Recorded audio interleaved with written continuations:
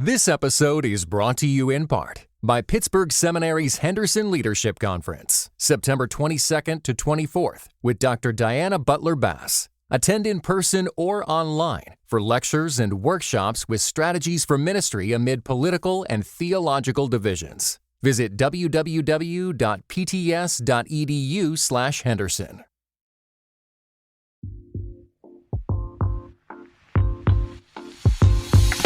This episode is brought to you by Our Daily Bread Ministries, a global media organization that makes the life-changing wisdom of the Bible understandable and accessible to all. Visit whereyou'refrom.org for more information. That's whereyafrom.org. Hello, everybody. This is Chris Staron, the host of Truce. Before this episode gets going, I wanted to let you know that Season 3 is all about the rise of communism and how it impacted the American Christian church. But I've got a whole bunch of other little things I want to share, including this story today. So when you're done listening to this, go back and start at the beginning of Season 3. 111 people pushed through the dense jungle of what is now Tanzania.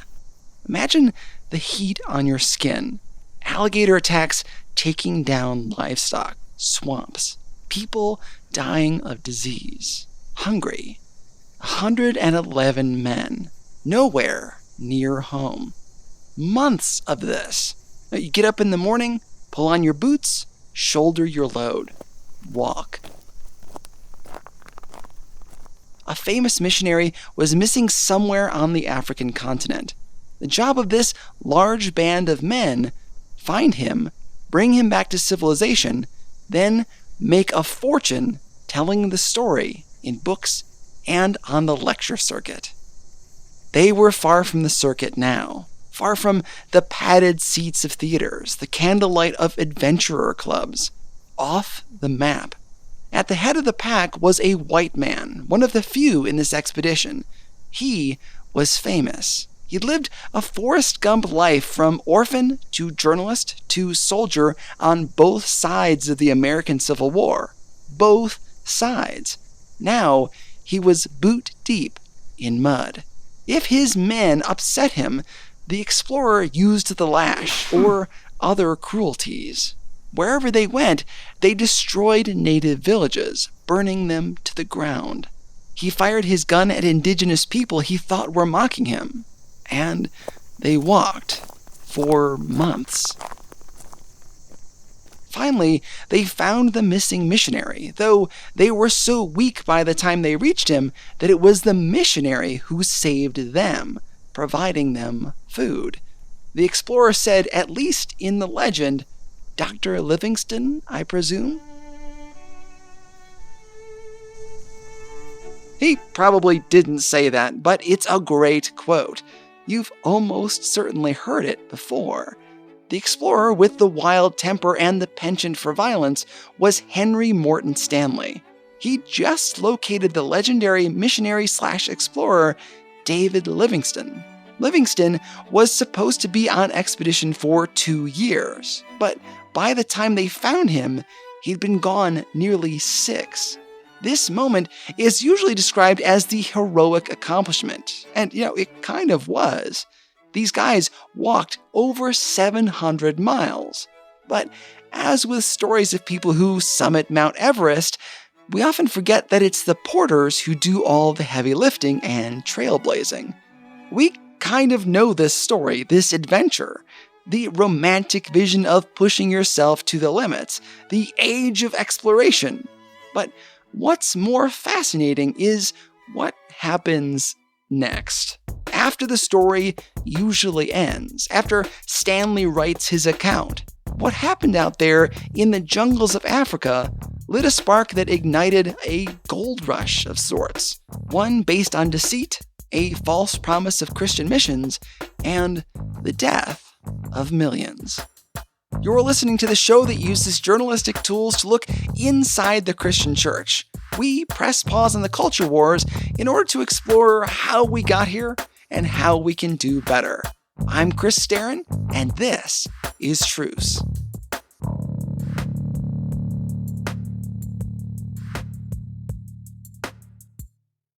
This episode is brought to you by No Small Endeavor, the acclaimed podcast from Great Feeling Studios and PRX.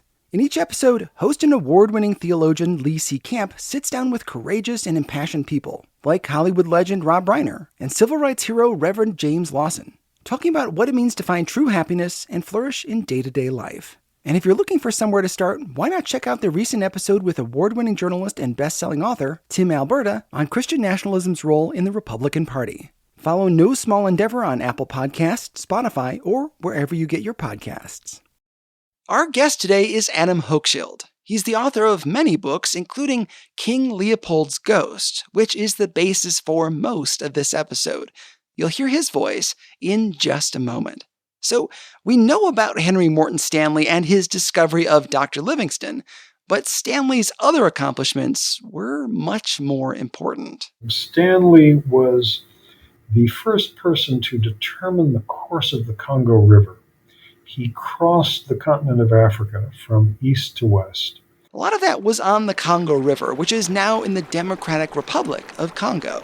After all of its traveling, the Congo River hits the Atlantic Ocean after descending 100 miles of impenetrable rapids, which will be important later. These rapids made it difficult for explorers because you couldn't easily get the boats around them. And boats are a much more efficient way of transporting people and resources than doing it on foot. Henry Morton Stanley explored the Congo River, including going around those rapids. He was the man, the go-to guy when it came to this vast, largely unexplored by white people, massive swath of land.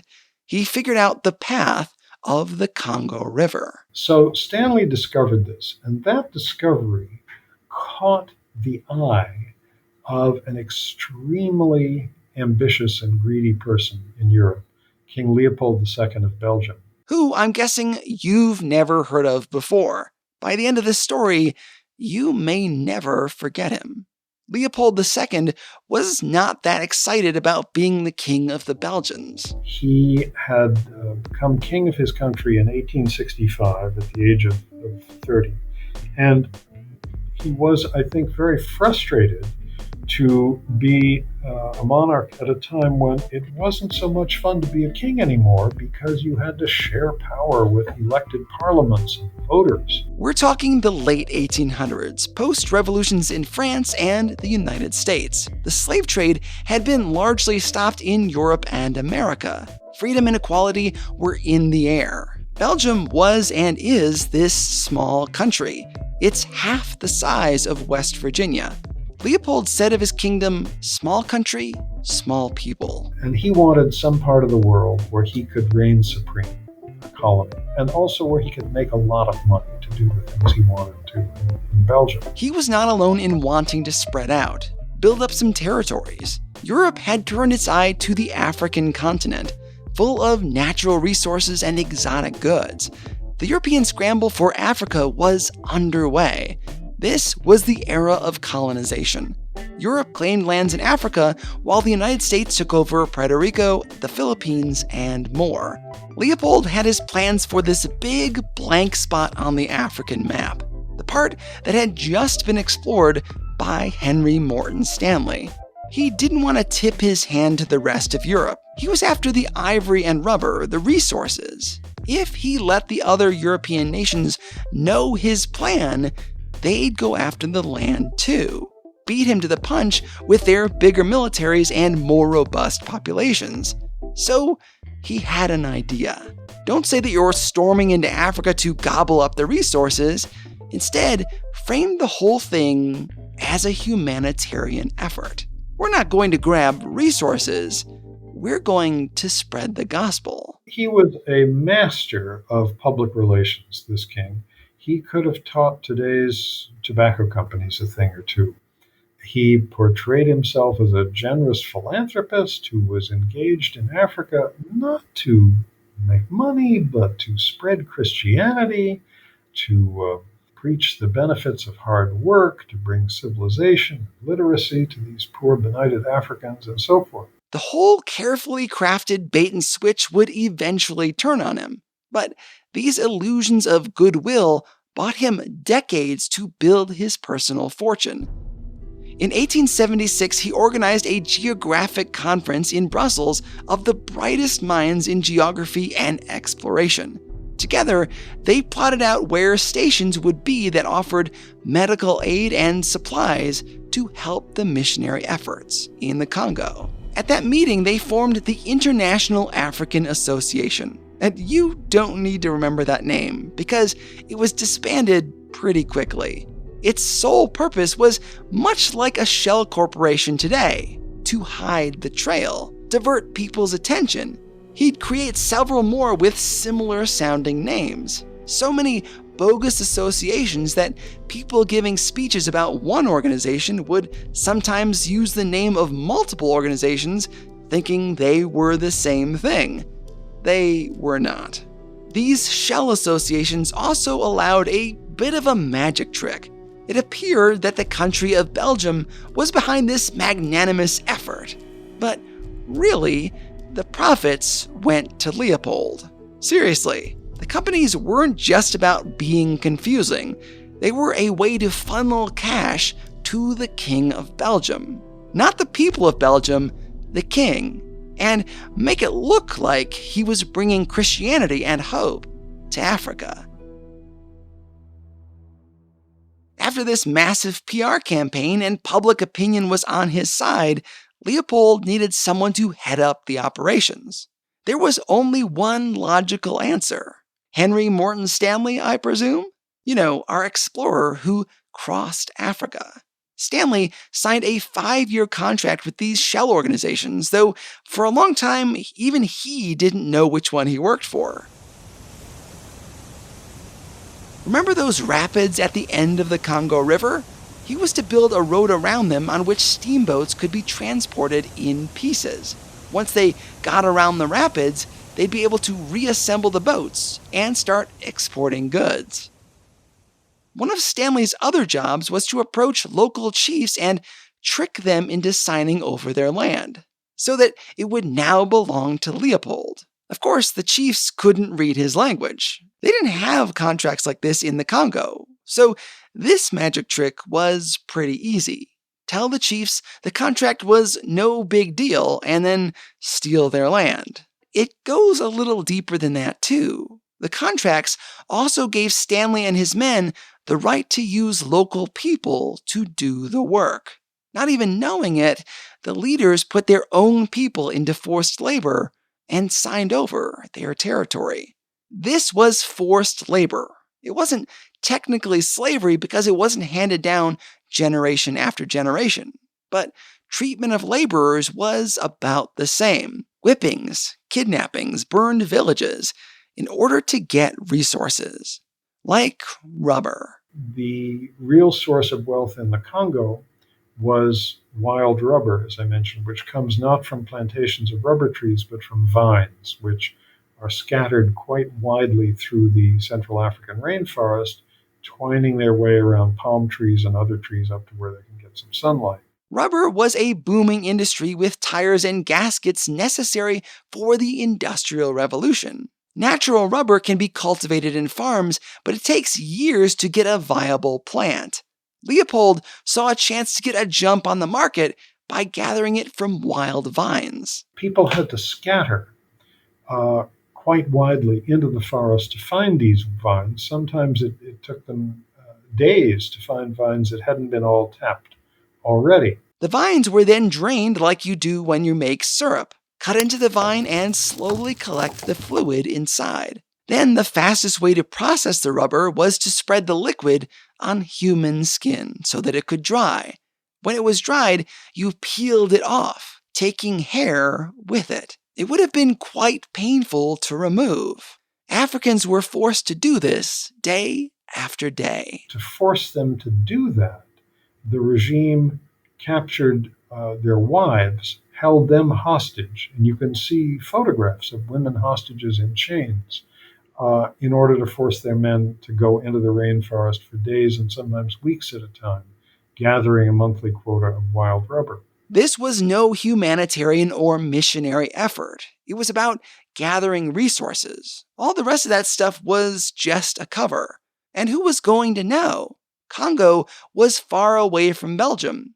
How would people back home learn that this was happening? What their king was up to a whole continent away? His magic PR trick was able to hide much of his deviousness. One part of that backfired because in his desire to spread Christianity, which, for political reasons, he wanted to portray himself as doing that, he allowed missionaries to go to the Congo. Now, the Catholic missionaries who went there were almost all Belgian, some French, mostly Belgian, and they essentially operated as adjuncts of Leopold's private colony. Even training soldiers for Leopold's army. Not the highest point for religious people in Congo to have actively participated in forced labor. But Belgium is a heavily Catholic country, so the Protestant missionaries there came mostly from Britain, Sweden, and the United States. And from all three of those countries, there were Protestant missionaries who, once they got to the Congo, not having any ties of loyalty to the king, they were appalled at what they discovered because they had gone to Africa to preach the gospel, but suddenly they found themselves in the middle of a human rights catastrophe. Missionaries witnessed people in chains, wives held hostage, villages burned, all for rubber and ivory. Black men forced to work as soldiers and overseers, punishing their own neighbors. These Protestant missionaries understood that it was their duty to tell the world what was happening. Writing articles and letters to missionary journals in Britain and the United States and Sweden, protesting about this. Their testimony formed a very important part of the enormous protest movement that then developed. All of this took time. How do you discredit someone who has made a public show pretending to be the world's greatest humanitarian? It's hard to do. People wanted to believe that the King of the Belgians was a great guy. One of the earliest voices against Leopold was George Washington Williams. He was a Black American who had fought in the Civil War. Just on one side. He didn't fight on both like Henry Morton Stanley. One side, and you can probably guess which one it was. Been a member of the Ohio State Legislature, was a preacher, a writer, a historian, a journalist, and an entrepreneur. An accomplished man. He wrote about lynchings in the U.S. during Reconstruction, the period of rebuilding after the Civil War. Williams believed the news that was coming out of Belgium, the whole civilizing narrative. Williams thought, well, maybe this would be a place where skilled Black Americans could find work that was denied to them here in the United States. So he wanted to go there, see it for himself. He got on a boat and went. First stop, Belgium, to see and interview Leopold for himself. George Washington Williams was charmed by the king, as many people were. He left there feeling pretty good about the whole endeavor, until he got to the Congo, traveling by steamboat. And was appalled by what he saw, because he saw evidence of this forced labor system all around him. He wrote what was really the first comprehensive denunciation of this system in an open letter that was published in many European and American newspapers that made Leopold furious. Patrons of this show can hear me read the open letter. I'll have it as a bonus. This open letter was one of the first accounts from someone who had actually been there.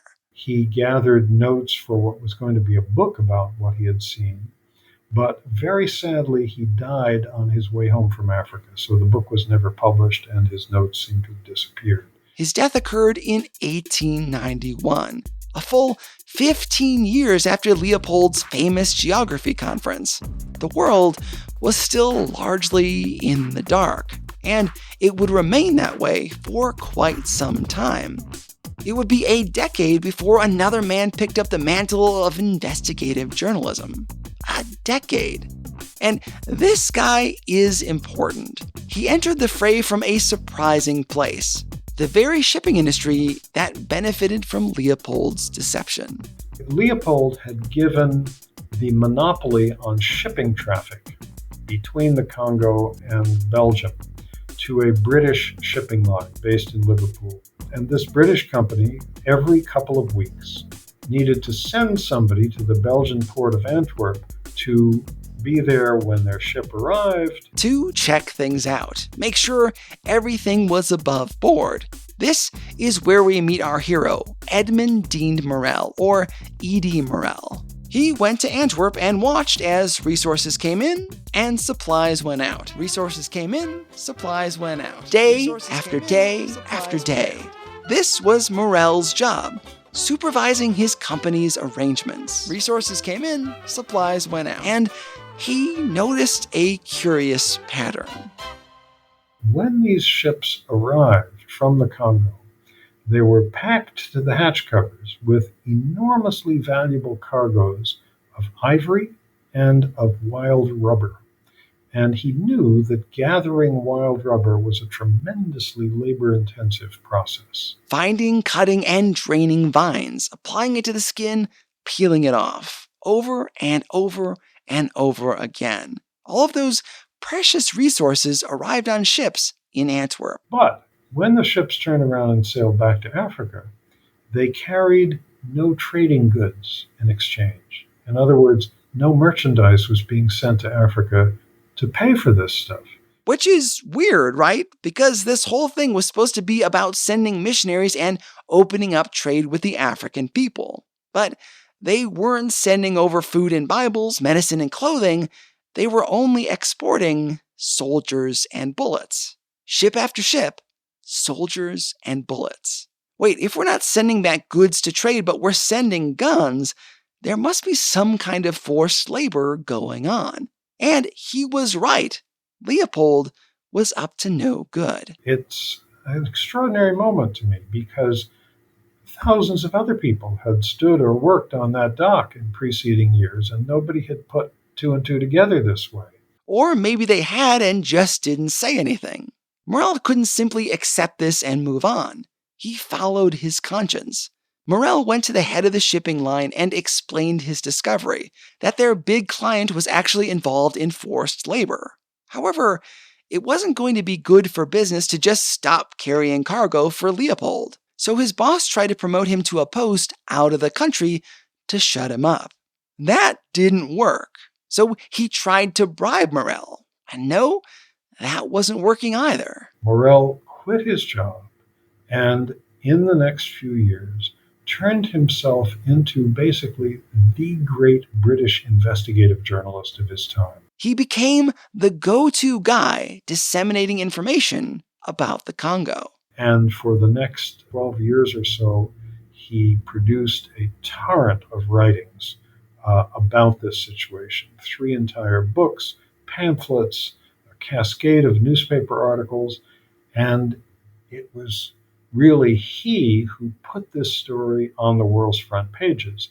And of course, as any investigative journalist knows, once you start publishing on something, people who see that you're willing to do that, who have information that's useful, start coming to you. So who started coming to Morel? The missionaries, who had been seeing all this firsthand.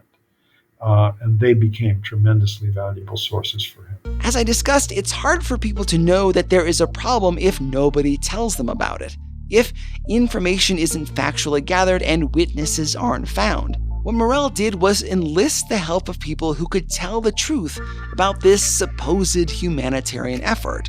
He found sources within these companies who could give him detailed data. Missionaries were an important link because their mail was not censored the way that other workers were. They had their own ships in and out, away from the censors. I know this season has been a bit difficult on missionaries, but this is a moment to celebrate. Protestant missionaries acted as an underground pipeline of information, providing eyewitness accounts, numbers, and even photographs. These Protestant missionaries played a key role in helping the world to see what Leopold was up to. Morel was able to publish volumes of information about these forced labor practices. including some gruesome images that made their way back to Europe. Leopold's forced labor regime that we've been talking about operated with African troops. These were black conscript soldiers under white officers. And the officers were always terrified that the soldiers were going to revolt, which they did many times. And so before any kind of battle or attempt to round up forced laborers or whatever, soldiers were issued a limited number of bullets and were told to only use them to shoot the enemy. And in order to prove that you had used your bullet to shoot an enemy rather than, heaven forbid, save it to use in a mutiny or use it to hunt some food for yourself, they had to cut off someone's hand and bring in the hand as proof that they had killed somebody. Sometimes they shot at somebody and missed, and then they would, cut the hand off a living person as well. So some of the atrocity photos that fueled this movement were photos of people missing hands. It became one of the most striking images of the movement: piles of hands. Missionaries like Alice Seeley Harris sent pictures to Morel to distribute, proof of the terrors experienced in the Congo. It was through the actions of these brave individuals that the spotlight was shown on Leopold. Famous writers like Mark Twain and Sir Arthur Conan Doyle wrote pieces using Morel's data. Public opinion rose against the Belgians, against Leopold himself. He tried to bribe his way out of it, even in the US Congress. But they denounced him as well. So Leopold cooked up fake reports on the supposed humane treatment of laborers in his territory. Just like decades later, tobacco companies faked studies about how healthy smoking was back in the mid-1900s. Leopold's goal was to spread doubt, create confusion. We could learn a lot from people in that era because they didn't buy his obvious lies. Eventually, the international pressure became too much. It was time for Leopold to divest his land in the Congo. His holdings on the African continent encompassed an area 76 times the size of Belgium, about as much land as all of the United States east of the Mississippi, all of it benefiting one person. Leopold didn't simply give his territory over to the people of the Congo. Instead, he sold it to Belgium, his own country, making a handsome fortune and paying off his debts. This is where we encounter a real problem with this story, where it doesn't wrap up so easily. See, once he was divested of his land, and once he died even, people assumed the problem was solved. After all, the evil man was dead. But forced labor continued in the colony. By 1910, the world lost interest in what was going on in Congo. I want to remind you that this was only about 100 years ago. Historically speaking, this was pretty recent. Sure, the world frowned on all-out slavery, but forced labor was another thing. It had been 34 years since Leopold's conference. 34 years! This practice had been going on for decades, and Europeans and Americans just assumed the practice ended with his death. The truth is a lot more complicated. I mean, it usually is. While Leopold's actions were morally bankrupt, he was far from alone. All the European colonies in Africa were based on forced labor up through at least the 1930s, and in some cases, going through the Second World War. If colonial officials wanted to get a road built or something, they conscripted people to do it. It's important to know that other countries used the same forced labor system that Leopold did. Even as they trash-talked Leopold, they were doing the same thing. Northern Angola under the Portuguese, French Congo, which was across the river from Leopold's Congo, the Cameroons under the Germans, and in all these places, the death rate was equally high. That really shocked me. Into the Second World War, the quote-unquote civilized world still relied on forced labor. We'd been patting ourselves on the backs for ending slavery while ignoring the truth about where our products came from, or the problems associated with our empires. We saw empire building as a civilizing force, bringing technology and Western ways to the people. You read this in the accounts of famous folks like Winston Churchill and Teddy Roosevelt, colonizing as civilizing, as Christianization. Really, it was an excuse to overlook the brutal story behind our goods, our ivory, rubber, sugar, fruit, and more. Forced labor changed the face of the world forever. This primitive and horrific method even brought about the nuclear age. 80% of the uranium we used in the American atomic bombs dropped on Hiroshima and Nagasaki came from forced labor mines in Africa. And we're now talking really about the first decade or two of the 20th century. Very few people in Europe or the United States questioned the idea of colonialism generally. The major European countries, Britain, France, Germany, Portugal, Spain, had colonies, mostly in Africa. The United States had the Philippines and had just finished a very brutal war to keep that territory an American colony. People didn't question in large numbers the idea of colonialism, but there was something that about this one king personally owning this enormous territory, really the largest territory in sub-Saharan Africa, that made him a particular figure of scorn and that people could organize against. Morel and the other people who conducted this movement tended to downplay or ignore the fact that other countries were using the same system. It seemed easier to attack Leopold, also because Belgium was quite a small country, didn't have the influence over Britain that France or Germany did, for example. It was easy for Europe and America to overlook their own transgressions by finding someone else they could scapegoat. This happens a lot in global politics. If your citizens are angry at someone else, maybe they won't see their own sin. So what brought down the rubber trade? A number of things. First, cultivated rubber. Remember, we've been talking about wild rubber in vines. By the early 1900s, farmers had time to grow rubber on plantations, making it much easier to harvest because you didn't have to scatter all over the jungle to look for it. Rubber could be harvested like gathering syrup on a tree farm. Second, the market for natural rubber was on the decline. The invention of artificial rubber was a boon for the world wars where gaskets and tires were necessary for military vehicles. We needed lots of it really fast, and synthetics gave us that advantage, and dramatically reduced our need for natural rubber. Third, the price crashed in the 1920s. If something isn't profitable anymore, then the supply naturally drops.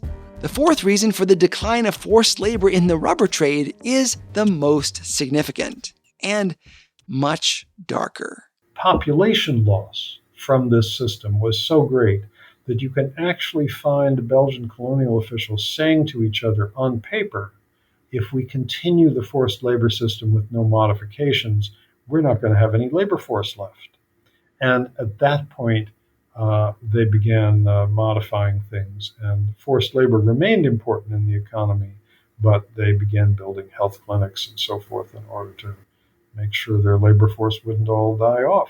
It's hard to know how many people died in this era of forced labor.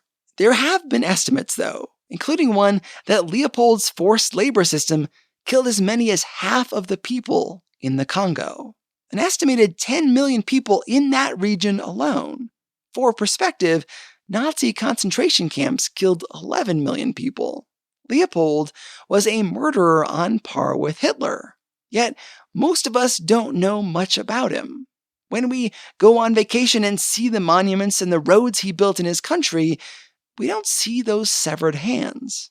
Popular culture pokes fun at Germany for their role in the Holocaust. We teach kids to read the diary of Anne Frank. We solemnly tour concentration camps in Germany. And we should. We don't do that to Belgium. How did we forget? It may be because the Nazis invaded during the war.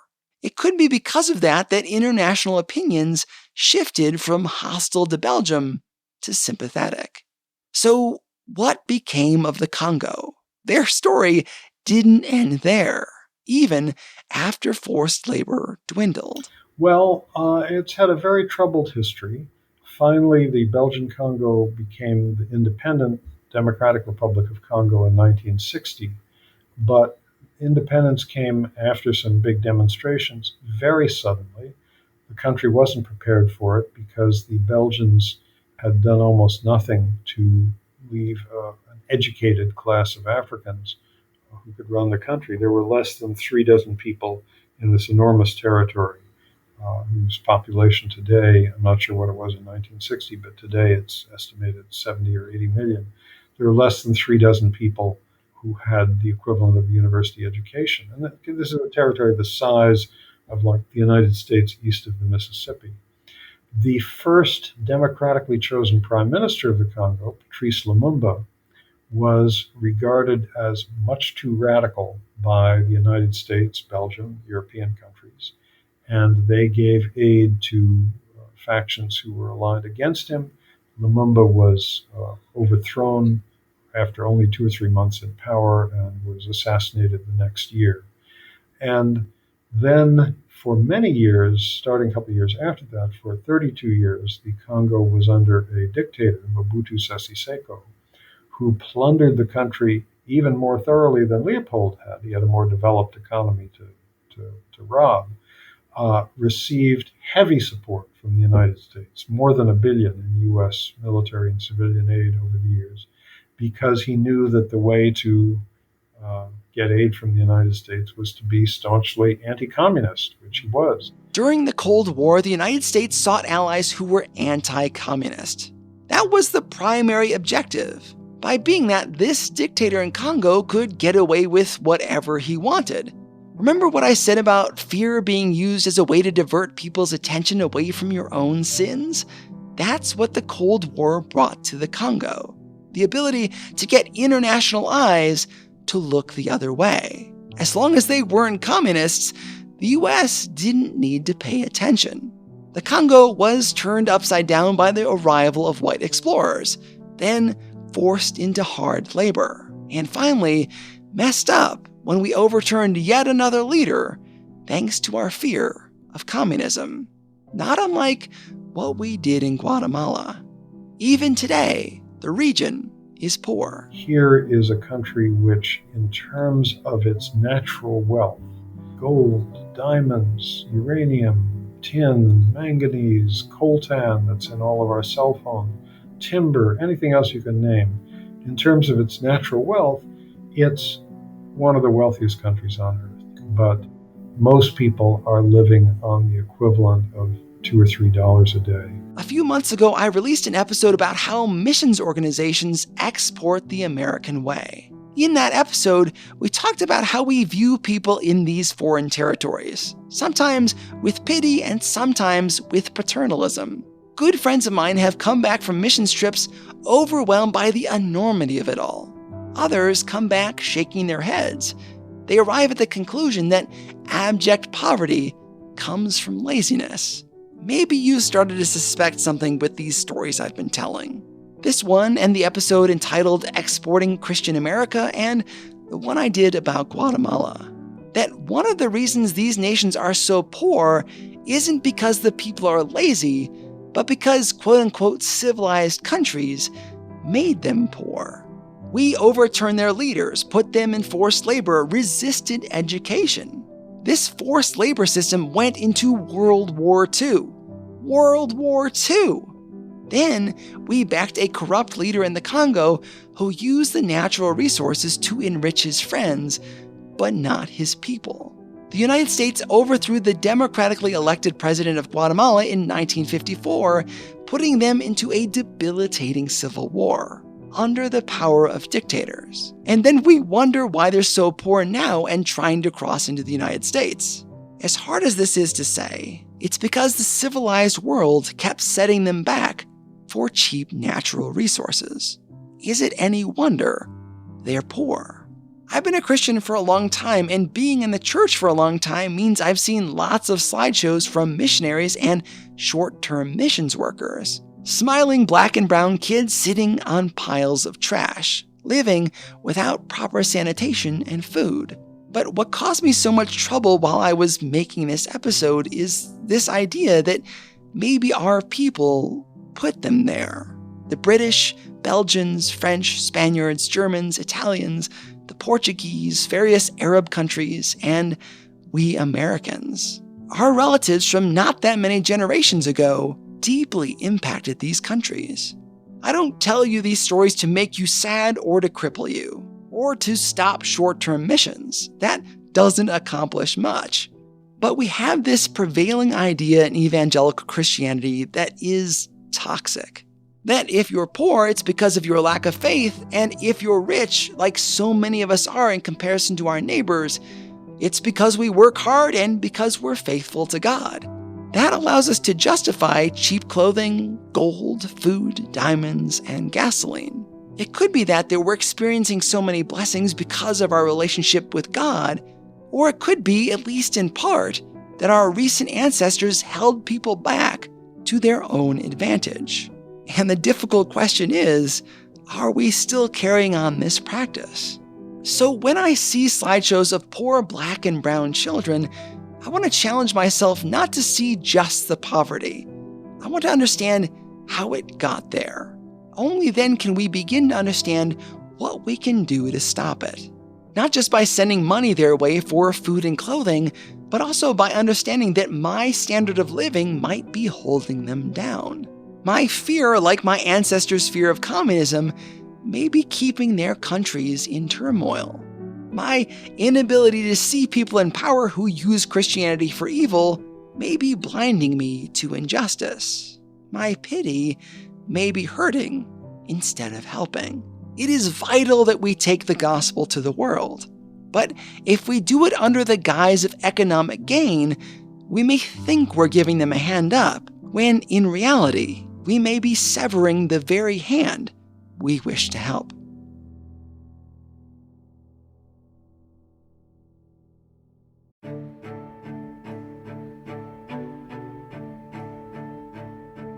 Special thanks to Adam Hochschild. It was a real pleasure to talk to him. For this story, I mostly referenced his book, King Leopold's Ghost. I'll have links to it in your show notes and on the website. I first heard about him and this story on the amazing Noble Blood podcast and their episode about Leopold. I want to take a moment to thank you for listening. This show is unlike anything else in the podcast world, and I spend a lot of time making it. Reading, researching, recording, learning. I'm on a mission to provide quality Christian podcasting that treats you, the audience, as intelligent. Together, we are proving that Christians don't have to be anti-intellectual or addicted to positivity that ignores reality. Truce is pulling this medium forward. I could do that so much better if this were my full-time job. Please consider giving via the website at trucepodcast.com. This show is a one-man operation. Doing the show full-time would mean more frequent episodes, bigger guests, and eventually, hopefully, a staff of reporters who can go even deeper.